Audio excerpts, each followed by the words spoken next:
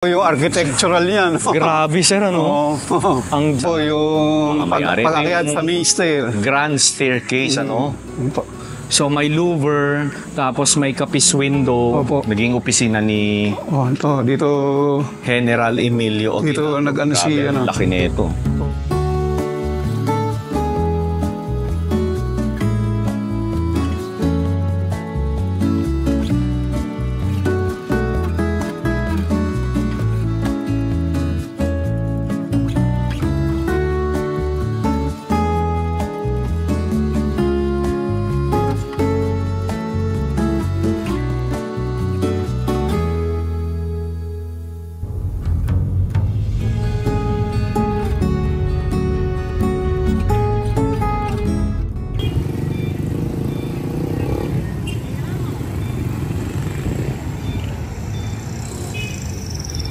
So, nandito nga tayo sa simbahan ng San Isidro, Nueva Ecija.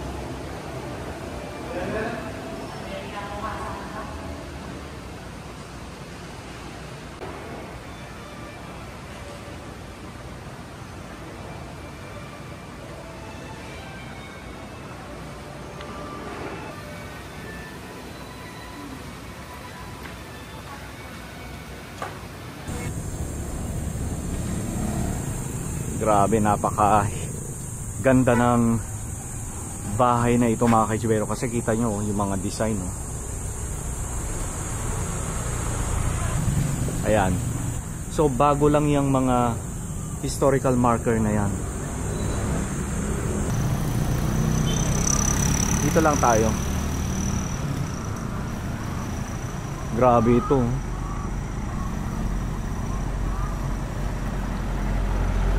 Wala nang daanan. Sarado na. So nilagyan na nila ng simento. So kung di ako nagkakamali, ito yung pinaka main entrance, ano, ng bahay na ito. Ayan. Okay, so may doorbell. Doorbell na lang tayo. Siyempre hinahanap natin yung typical na doorbell nila nung araw, yung parang kampanan na maliit na hinihila. Ayan, so nandito na nga tayo sa loob ng Sideco House and kasama natin si Sir Jess. Hello, good morning. Hello, Sir Jess. Good morning po. Magandang umaga po. So yung may-ari ng bahay na ito, sir? Gingon family. Vicky Gingon. Ayun, kaya... And Mrs. Tess Manikis Gingon. Sabi nyo nga sa akin kanina, sir, napanood daw nila yung vlog ko sa Pasig, yung bahay na tisa. Opo, yung pinakamatandang bahay sa Pasig. Sa Pasig. And nung nakita niya yung vlog ko, pinayagan niya ako na ma-feature itong Sideco House, sir, ano? And so maraming salamat sa mga Gingon family. Opo. So napaka-historic ng Sideco House, ano, sir? And itong bahay na ito itinayo around 1800s. Opo. At ito ay pag-aari ni Chris Pulo Sideco, yung original na may Oo, yung original na may-ari. So tawag kay Chris Pulo Sideco ay Kapulong o Kapitan Pulong, no po? Opo. Ayan, so tour mo kami, sir. Yung pakita ko yung silong sa inyo. Yung silong muna tayo, ganda silong. nito. Tapos paakyat tayo sa main stair. Sige po, sir. Okay. Dito tayo sa silong. So noong March 1899, inilipat ni General Emilio Aguinaldo ang capital ng Republika ng Pilipinas dito sa bayan ng San Isidro, Nueva Ecija. Mula sa Malolos, Bulacan, ano. Ayan, so nanirahan din daw siya dito ng almost 5 months. Ano? Sir, thank you, Opo po. Nakita niyo po yan, no? Oo, grabe. For ang ganda. about 100 years plus. As is yan, no? Yung mga tabla na yan. Ay, ang mga yan, sir? Oo, as is yan. Nakita niyo, napakalalaki ng mga poste. Sagad yan hanggang itaas. Wow. So lahat ito, sir, original lang? Oo, original po yan. Hindi pa yan pinapalitan. Even yung mga Tisa po na yan. Oo, original po lahat yan. Oh, tisa. Ito mga bricks, sir, ano? Opo, yung bricks. So ito naman, brick naman siya. So original daw ito. Original po yan. So sabi nila, sir, nabasa ko lang sa ano, during American time, ito daw talaga ay nirerespeto ng mga mga Amerikano during that time. Pero nung sinakop tayo ng mga Hapon, noong World War II, Nagtira po sila dito. oo, ginawa itong garrison. Oo. Tapos sabi nila sinira daw yung mga dingding Opo. nung unang noon, no? Parang ganun po, ni-revive lang nila. Oo. And then, ito po kasi, alam ko, inano nila to eh. Parang, tinignan nila kung may gold. Oo, Oo. so naghukay sila rin. Oo, dati po kasi ito, ano lang to, yung lupa lang. Oo, lupa Hindi lang. pinaanuhan nung may-ari. Lately lang to na simentohan. So, kaya ko po napatunayan na ginawa itong garrison ng Hapon. Yung pong may landing ng hagda na yon, hinukay nila. Maraming bungo na nakuha. Oo. Maraming bungo. Nung time na yun, sir, nung after ng World War. O nung after. Ito lang, lately lang po. Lately lang po. Nakita nila yan. Mga about 2012 siguro nila ito hinuhukay. Mga inilibing ng Hapon. Opo, yan, ano? puro iskal lang nakuha nila dyan sa may ilalim. Oo. Siguro halo-halo na, may Amerikano, may Pilipino, I'm sure ano. Ang lawak nito, sir. Opo. Grabe, ang lawak. So, itong silong na to, pwede itong function hall. Oo nga, sir, no? Pwede itong kahit... Bed and breakfast. Oo, pwede po. Ayan. Saka pagka tanghali dito, ang lamig ng hangin. Talaga, sir? Opo. Oo. Kaya, yung heat index, di man ramdam dito sa lugar na to. Oh, so dati daw, lupa lang ito, hindi pa sementado. Pero ngayon sementado na siya, no? Tingnan natin itong... Ito nakita, anuhan nyo na po ba yung marker? Ay, yung marker, sir, sige, pakita mo nga sa amin. Para makita natin. So, in-install daw ang marker noong April 5. Tama po ba, sir? Kailan lang na-inaugurate yan, April 5. Oo, April 5. So, bagong-bago lang ito. Actually, nakita ko na ito before nung galing ako ng Gapan. Nadaanan ko lang, pinicturan ko lang siya, wala pang marker. So, ngayon meron na, bagong-bago po. Oh. Yan, pang 6 lang yata kami sa buong Pilipinas na meron ng marker na yan. Kaya swerte yun San Isidro. Oo, buti naman may marker na, sir. Ito yung isa. O, ito naman yung isa. Ayan o, San Isidro. Landas ng makabansang Pilipino 1899. Saksi ang pook na ito sa pagkabansa ng Pilipinas, ang kauna-unahang republika sa buong Asya.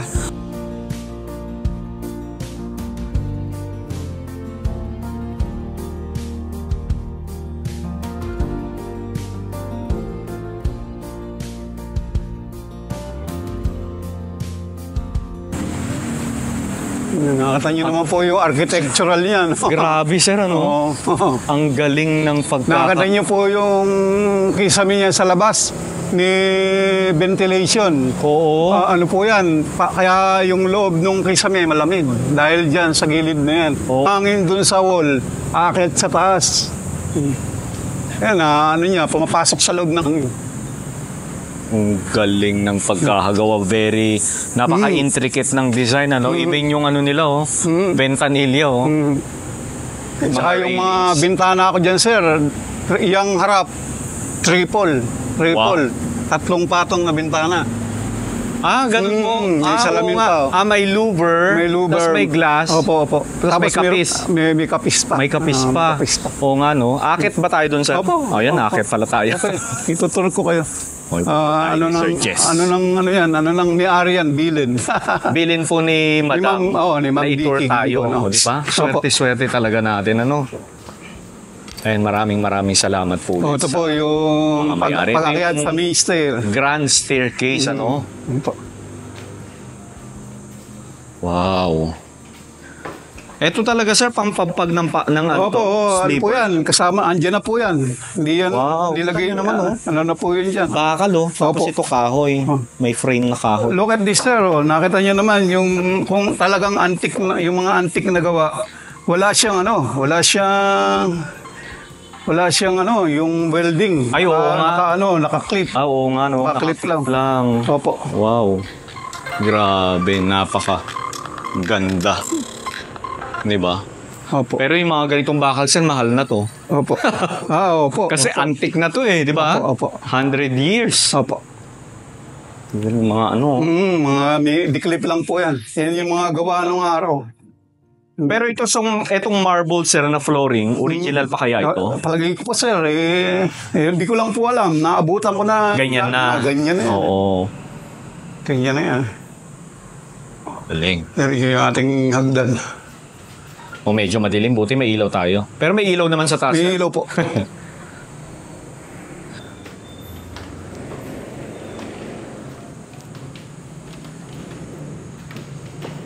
Grabe ito mga kaitsibero. O may ilaw.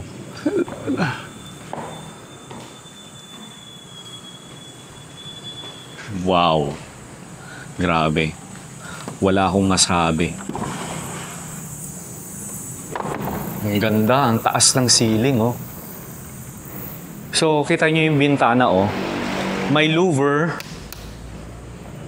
Tapos, Yan, sir, yung mga original na window to, Opo. sir, no? Mga yakal po yan. Yakal ito, sir, yung kahoy. Yung pininturahan lang. Wow. Mga yakal. Even kaya itong louver, Opo, yakal din. tingnan niyo po yung ano nito. Yan, dito. Hindi, ano yan. Ay, okay. Yan po yung Venetian blind nilang anong araw. Venetian blind. Opo.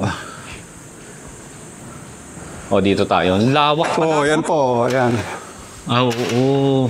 Pagka gusto mong... Kakaiba to, Opo. Pag gusto mong sumilip sa bintana, hindi mo na kailangan ibukas yung bintana. Oo. Yan yung blinds nila ng araw. So may louver, tapos may kapis window, Opo. tapos may glass window pa. Hindi, sa harap lang po yun. Sa may lang. harapan, sa may labas. Opo. So tatlo. Opo. Di ba? Wow. Ang lawak. Eto, sir, piano. Ano antique na lang pa yan? po, yung kasing may-ari nito, yung naka-acquire, sila yung Gingon family, nag-organ yung yung babae mahilig. Okay. Si Ma'am Sally. Pero sir, ang mga gingon po ba ay related sa mga Disideco? Hindi, no? Hindi po. Hindi. Sila lang talaga yung naka-acquire ng property. Kundi ako nagkakamali, sorry po, pero ang alam ko, na-acquire nila to 1986 1986. Opo, originally po, ito po ay eskwelahan ng mga DEP. Naging eskwelahan naging po siya. school po ito ng mga DEP. Kaya po nila to binili kasi yung si Mr. Gingon, ito po yung yung DEP Inc. Meron silang samahan na tumutulong sa mga mute and deaf na mga bata. Ito yung mga estudyante dito dati. Gingon. Gingon. Gingon. Opo. Ang kasamahan po niya dyan sa Death Inc. na yan, yung may-ari ng Happy Toothpaste, si Mr. K. Pedro. Talaga po? Opo. Ano nila yun? Kasamahan. At kita mo naman yung sahig nila, sir, no? Pure nara yan. Nakita niyo naman po. Tignan nyo, hindi pa ako, Anilyo po ang tawag yan. Pero ano rin po yan, nara din na binilog. Tapos yan ang pinanglagay. Pero ang kahoy ka... Nara po yan. Nara po yan. Pure nara yan. Galing, lahat, Lahat po yan. 125 years na. Yan lang yung lakayan ng anay. Ay, oo nga, muntik na. Opo. Yan lang. So ngayon, kailangan regular na talaga yung treatment nito, sir, Opo. Kasi sayang, kung makakain. Ano po yung mga nandito, sir? Yung mga yan? Yan, yung po na yun, private, yun, kasi yung naging dorm ng mga pipi, tsaka ng mga misyonero. Dito po. Yung lugar, yung labas na yun. Ito po, Ito po yung kusina nila. Lock po. Sorry po, meron akong mga sitso rito. Okay lang po. May mga, ayan. Hello. Naku, cute naman nila. Naku, mahilig din ako sa aso, sir. May aso rin ako, 2. Hello. Naamoy nila ako. So, ito yung pinaka-kusina siguro nila nun, sir, no? Kusina po nila ito. Pero syempre, yung mga kahoy dati po yan, hindi pininturahan. Yun talagang pure na yakal. Oo. Ito yung nila, sir, yung lutuan. lutuan nila. Oh, araw. ito yung well, sir. Ito yung escape na may tunnel diyan papunta. Ilog na kasi yun eh. Oh, ang design po kasi ng bahay ni Aguinaldo. Laging may escape na meron siyang tunnel na papuntang ilog. Dito. Papunta sa Pampanga River. Oh, yan po, yan po. Oh, ito na kasi malapit. Ayan lang po. Yung after nung tulay na yan, ilog na yan. Pero ito sir, wala nang tapos. Wala na po, wala na. Sinarado, puro paniki na po. Puro paniki na. So yun, pagkuha nila dito, may salaan sila rito, yan yung labasan. Ayan. O, ito yung pinakapugon. Grabe ito. Yan yung pinakapugon nila nung araw. Ito yung pugon. Ay, oo. O, ito yung ayun yung labasan ng usok. Hello. Cute naman, baby. So naamoy nila ako, sir. Nagkaguluhan na nila ako. Tingnan nyo. Ay, sus. Ang galing nito, sir. Opo. Ayan. Bigat yan. Hindi po namin mayasog na yan. Ano naman ito, sir? Ito yung labasan ng usok. Usok? May rito dati yan eh. Oo. Original pa rin. Nakakatuwa naman. So dito, sir, wala na to. To, sir? Palabas, pababa. Yung saan tayo galing kanina. Yan. Oo. Sir, yung hagdan niya, nakita niyo naman yung design. Oo. Kaliwaan yung pwedeng pumunta.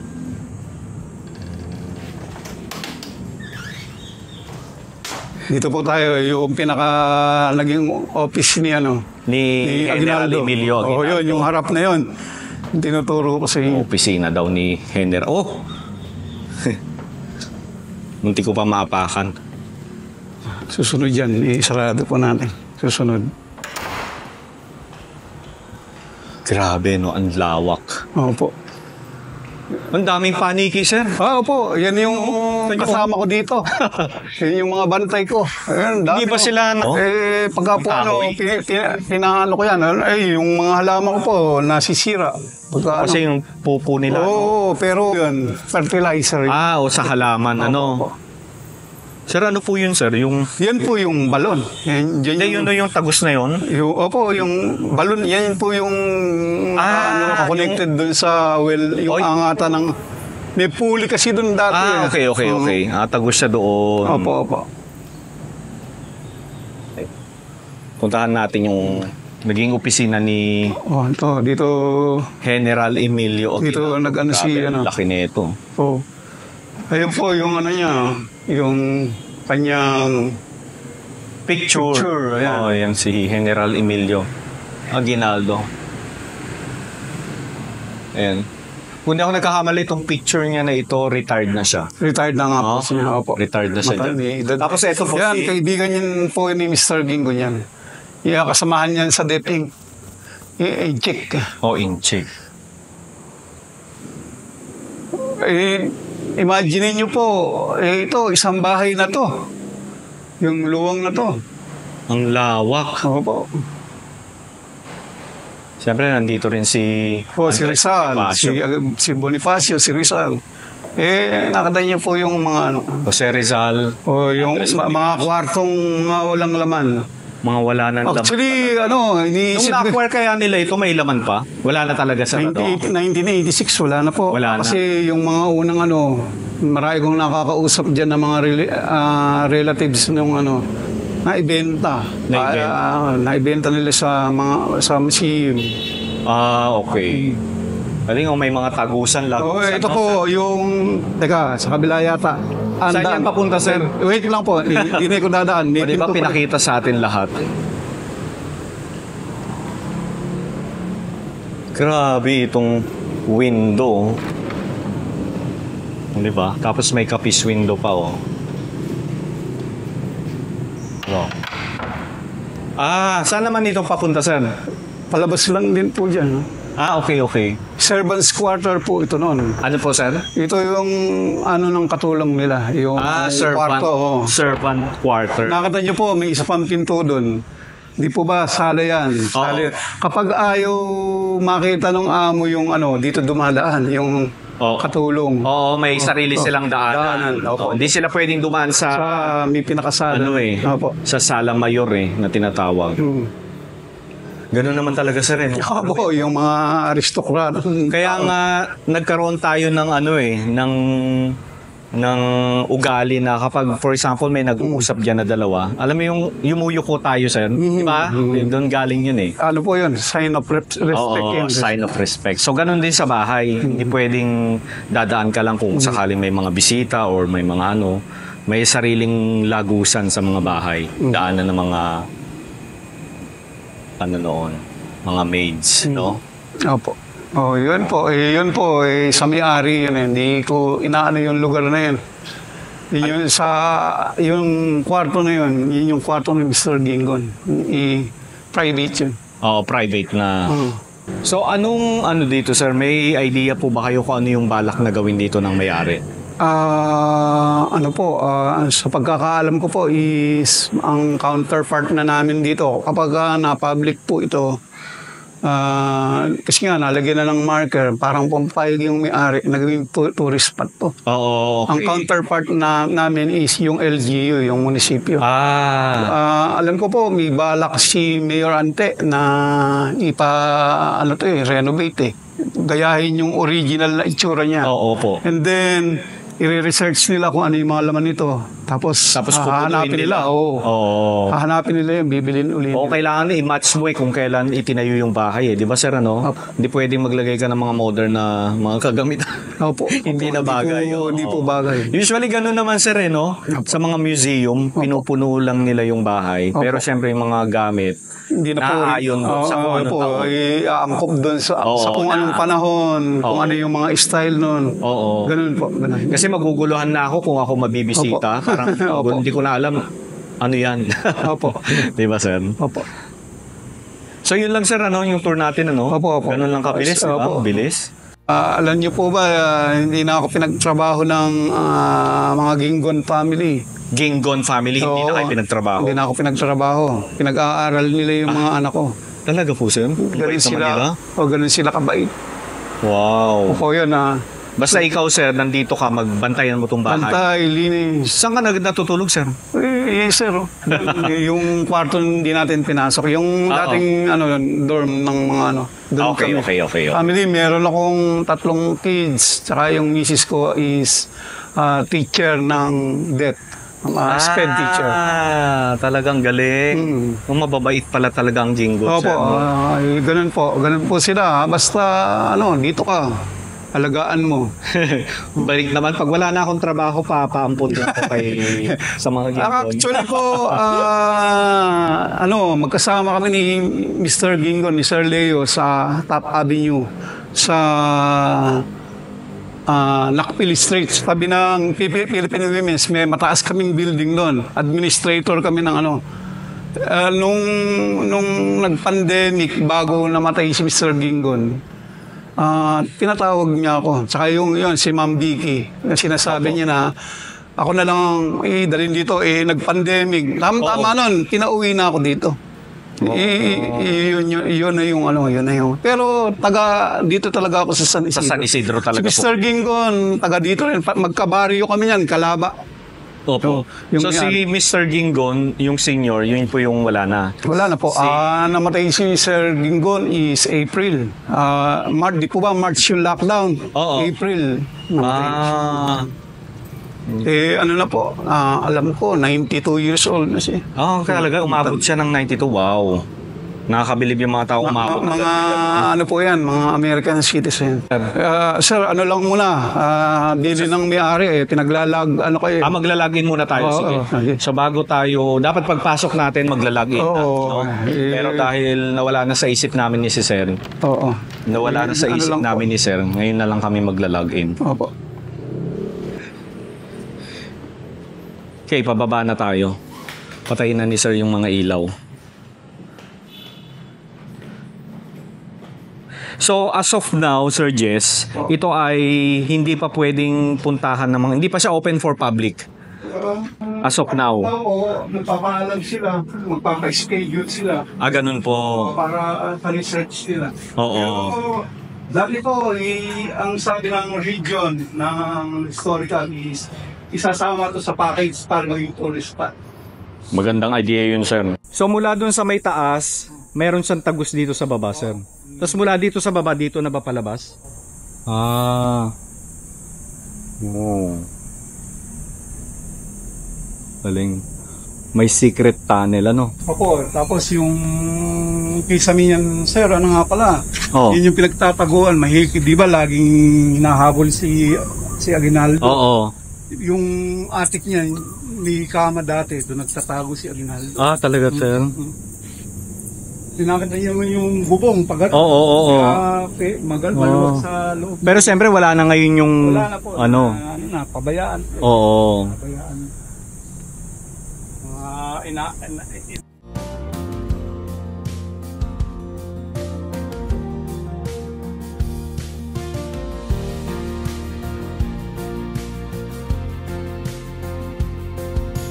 Okay, so galing na tayo ng simbahan ng San Isidro, Nueva Ecija. Ngayon naman puntahan natin itong kauna-unahang munisipyo ng San Isidro. Ito siya, oh. Tawid tayo.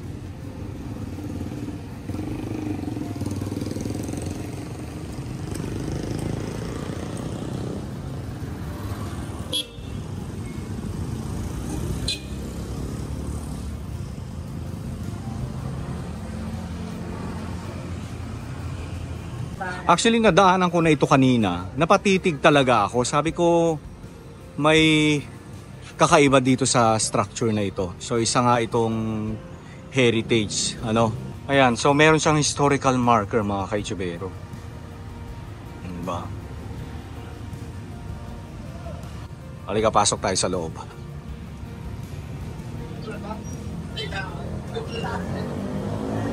Oh. Factoria San Isidro de Labrador. Hello po. Tingnan natin dito.